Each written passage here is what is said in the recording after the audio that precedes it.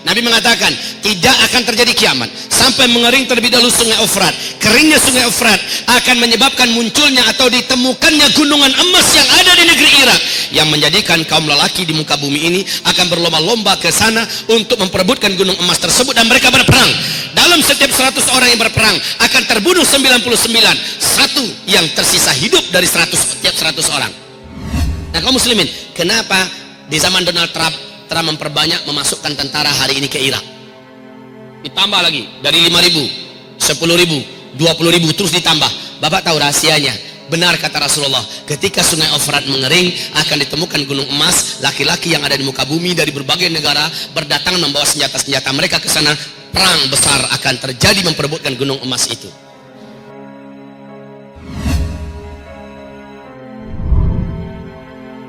Kaum muslimin, di sini juga kita menyaksikan apa dikatakan Rasulullah Sallallahu Alaihi Wasallam, Efrat mengering di negeri Irak. Apabila dia mengering akan ketemu nanti gunung emas, kata Rasulullah. Tidak akan terjadi kiamat sampai sungai Efrat mengering terlebih dahulu. Sejak 2014, bulan Maret 2014, apa yang dikatakan oleh NASA Amerika di New York Times pada tanggal 12 Februari 2013 jadi kenyataan bahwa sungai Efrat mengering di 2014. Sampai hari ini sungai Efrat sudah tidak lagi berair sedikit pun. Ternyata New York Times sudah mengumumkan di 2013 tanggal 12 Februari bahwa sungai Efrat menurut NASA sudah susut airnya, mengurang airnya 60%. Kata mereka 2014 sungai Efrat kering total. Kering sudah sekarang 100%. Sungai terbesar di Timur Tengah itu ada 3, Nil, Tigris, dan Efrat. Dan Efrat itu induknya atau sumber kepalanya adalah di Turki, lehernya di Syria, bodinya di Irak, ekornya di Iran. Sungai ini sekarang sudah tidak bisa lagi dinikmati oleh umat manusia di negeri Irak. Kaum muslimin yang kami muliakan, Masya Allah. Dan apa yang dikatakan oleh George Bush membuktikan hadis Nabi. Nabi mengatakan tidak akan terjadi kiamat sampai mengering terlebih dahulu sungai Efrat. Keringnya sungai Efrat akan menyebabkan munculnya atau ditemukannya gunungan emas yang ada di negeri Irak, yang menjadikan kaum lelaki di muka bumi ini akan berlomba-lomba ke sana untuk memperebutkan gunung emas tersebut, dan mereka berperang. Dalam setiap 100 orang yang berperang akan terbunuh 99, satu yang tersisa hidup dari 100 setiap 100 orang. Setiap mereka berkata, semoga satu orang yang bertahan hidup itu sayalah orangnya. Di hadis yang lain, Nabi mengisyaratkan ketidaksukaannya kalau umatnya ikut berperang di sana demi memperebutkan gunung emas tersebut. Ibadah Allah yang kami muliakan, sungai Efrat sudah kering. Dan ini tidak bisa ditutup-tutupi. Juga tidak bisa direkayasa keringnya sungai Efrat. Dan George Bush. Masih ingat George Bush? Masih? Siapa makhluk ini, Pak? Presiden Amerika Serikat sebelum diganti oleh Barack Obama berpidato dengan penuh semangat di depan gedung putihnya dan berkata, satelit kita telah menangkap potensi emas yang sangat besar di negeri Irak.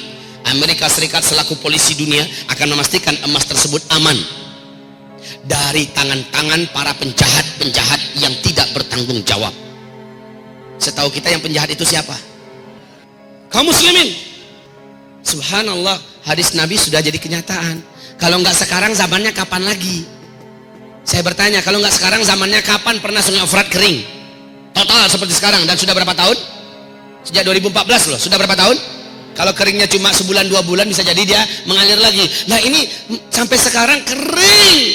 Dan ada yang unik, kenapa bulan April 2014 135.000 pasukan darat Amerika Serikat yang berserakan di seluruh negara-negara Teluk tidak jadi ditarik oleh Barack Obama ke Amerika, padahal membiayai mereka sudah tidak sanggup lagi Amerika, tapi tetap dipertahankan di Timur Tengah. Kenapa setelah Donald Trump? Setelah Donald Trump naik, kenapa Amerika hari ini dengan keadaan kondisi ekonomi yang sangat parah menambah budget militer dan budget perang mereka, ya, dan ini menjadikan mereka negara yang terparah lilitan utangnya. Nah, kaum muslimin, kenapa di zaman Donald Trump memperbanyak memasukkan tentara hari ini ke Irak? Ditambah lagi dari 5.000, 10.000, 20.000 terus ditambah. Bapak tahu rahasianya? Benar kata Rasulullah, ketika sungai Efrat mengering akan ditemukan gunung emas. Laki-laki yang ada di muka bumi dari berbagai negara berdatangan membawa senjata-senjata mereka ke sana. Perang besar akan terjadi memperebutkan gunung emas itu. Sedangkan Freeport kita saja emas Freeport kita saja sudah akan menjadikan dua negara besar ini, Amerika dan Cina, siap saling pesta perang, dan itu di tanah air kita.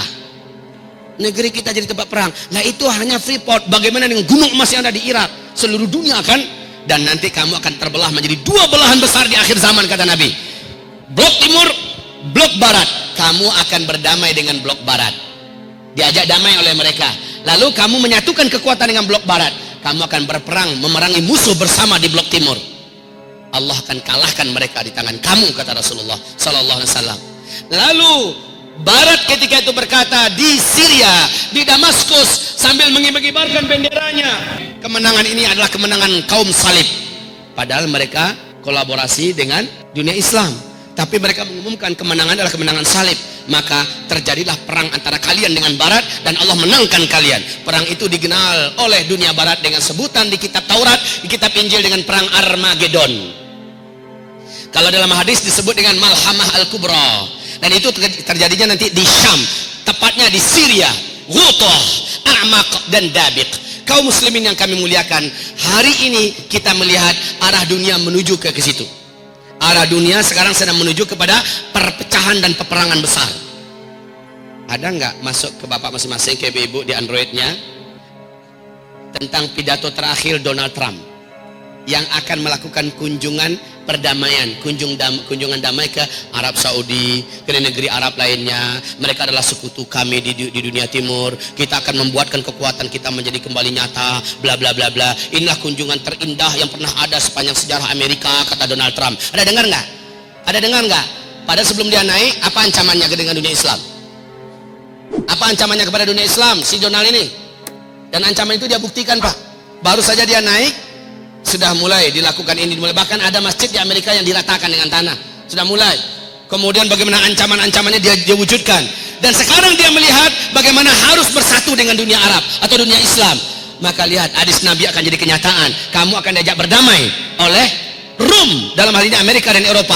Lalu kamu akan memerangi musuh bersama di blok timur, yaitu Rusia, Cina, India, Iran, dan semua kekuatan blok timur akan perang besar melawan blok Islam dan Barat. Kaum muslimin, lihat, sebentar lagi, kalau sudah begitu kenyataannya, lalu di fase keempat ini, apa yang harus kita lakukan, wahai para pemuda? Apa yang harus kita buat, wahai generasi muda?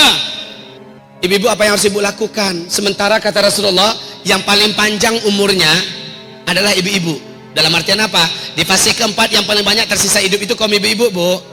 Di mana laki-laki jumlahnya 1 berbanding 50. Pada kemana kita semua? Sudah di alam barzakh. Semoga saja kita lagi cerita nanti di taman surga sambil menunggu kiamat. Taib kaum muslimin, ini akhir zaman. Di masa ini akan banyak kejadian-kejadian yang luar biasa. Dan di masa ini memang kaum lelaki yang paling banyak berpindah ke alam barzakh.